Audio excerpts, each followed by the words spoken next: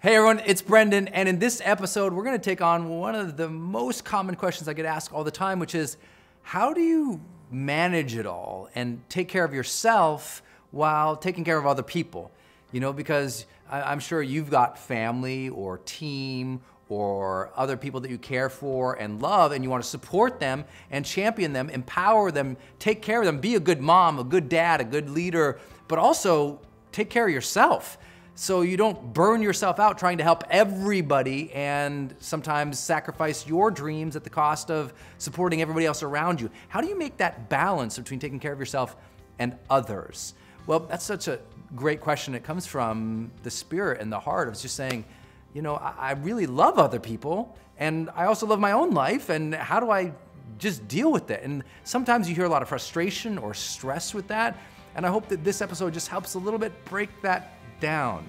You know, I think the first thing we all have to get used to in this modern era is the reality that we don't have to take care of everybody.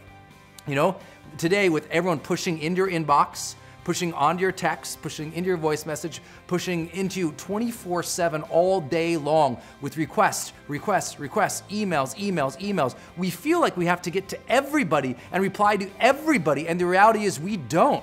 You need to identify the circle of people who you deeply need to care for, support, mentor, champion on, and realize that everything else that hits you from other areas, those are people who are doing marketing, those are people who are not in your true circle of influence. Those are people who just want. And it is not your job to reply to everybody in the world.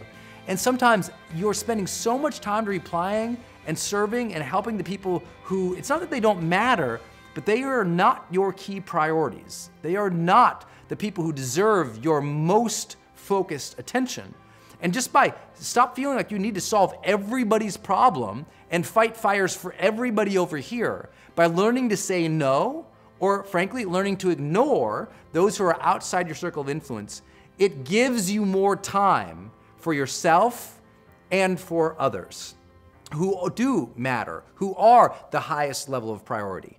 I really believe that most people, they're not lacking time to serve themselves and take care of other people at the same time.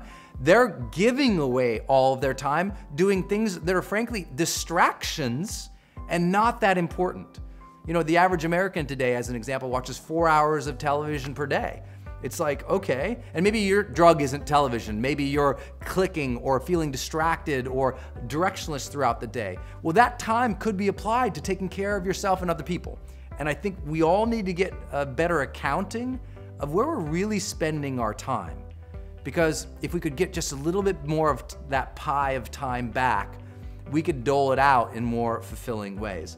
I think the other thing that we have to learn to realize is that other people in our lives don't need us to support and take care of them the way we feel like they do. We feel like often because we're caretakers, we're leaders, we're managers, we love those, we feel like we have to do everything for them. Our mindset needs to switch from, I need to take care of everybody, to I need to equip and empower everybody to take care of themselves.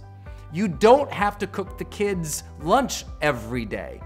They can be taught to get their own lunch. You know, I'm not talking about hand them a gun, make them go shop, or shoot their own cows. I'm talking about like, look, a kid can be taught to make a sandwich. You know, empower them to handle their own stuff. And I don't mean just your children, I mean your team. Your team doesn't need to be micromanaged. Let them run with the ball. You know, learn to equip and empower people versus take care of them. And all of a sudden you're getting hours and hours and hours, time back for you to follow your own dreams, time back for you to sleep, time back for you to take a bigger picture of the world, for you to find your own sense of creativity and contribution again versus micromanaging every little element of your day. Stop micromanaging, start empowering, and you'll see a sudden huge shift in everything in your life. I think another thing is we have to learn the difference between doing the small things that matter and outsourcing the things that don't. You know, we all think we have to remember, you know, oh gosh, I got 50 birthday cards to write this month. It's like, you know what? There's services that do that once a year you can, just one time ever, you can go in and type everyone's birthday and it will remember to send a card out to them and you never have to touch it and deal with it again. Awesome, do that. except maybe the handwritten notes you want to write to people you really, really, really care for. Guess what? You can do that in advance too. Like all of these things that we think like are just sucking at our time, these little tiny things that we feel like we have to do, usually we can automate those. How can you automate the correspondence or the things that you feel like must be accomplished? Automate it and step out of the way so you don't have to do it again. Sometimes it takes advanced planning using the apps and the tools that are available to us today. But once you set it up, you can forget it and you can return to time that matters, which really leads me to my last point here. People think that they have to take care of everybody and they have to be there all the time.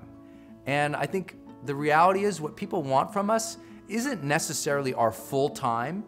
What they really want is to make sure that that time they have with us matters, that it's felt, that it's real, that it's authentic and spontaneous and alive, that you are there. When you're there with people, make that quality time. It's not about quantity, giving every hour of your day to everybody. It's about when you do give that time, be present, be fully aware and alive, vital, attentive, conscious in those moments, and give people what they really want. Your joy, your positivity, your championing, your support, your cheerleading. Give people a positive experience emotively and energetically in the little amount of time you have with them.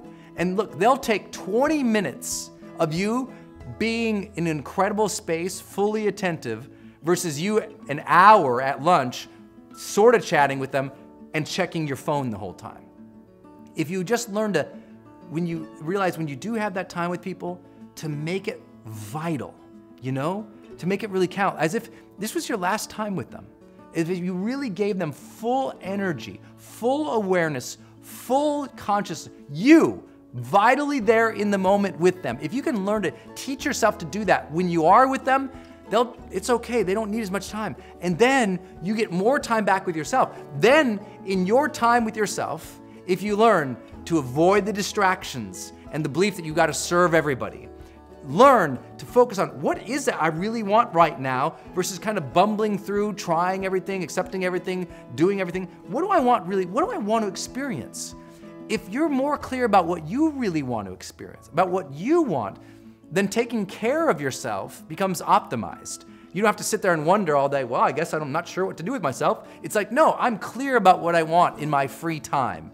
And now in my free time, I know I need rest. In my free time, I know I love to read a book and get creative. In my free time, I love to journal or browse music. And you find what to do in your free time and you do it well, then you feel like effective in your own life. And now with all these other things, you feel effective in managing, equipping, empowering, serving, being present with other people. Suddenly you start to feel like a renewed sense like you are handling it all because you got rid of the distractions, because you focus on those who did matter, because you gave those who did matter what they really wanted, you fully present. Because in your off time, you realized what was necessary for you to recharge and take care of yourself. You had clarity on that and you executed, you did it. You start to feel this new energy about life. You start to experience what we call the charged life.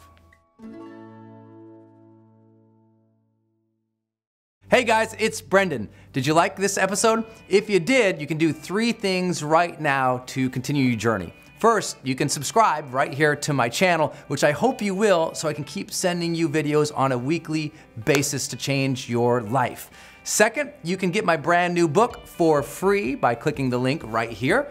And third, you can also go to my website, sign up for my newsletter so that I can send you free offers, free products, free programs, updates on my events, new podcasts, and everything else that we don't do on this channel here. If you like to do that, just go ahead and click any of these buttons you see right here. Look forward to seeing you on the next video. Until then, go out there every single day of your life, live fully, love openly, and make your difference today.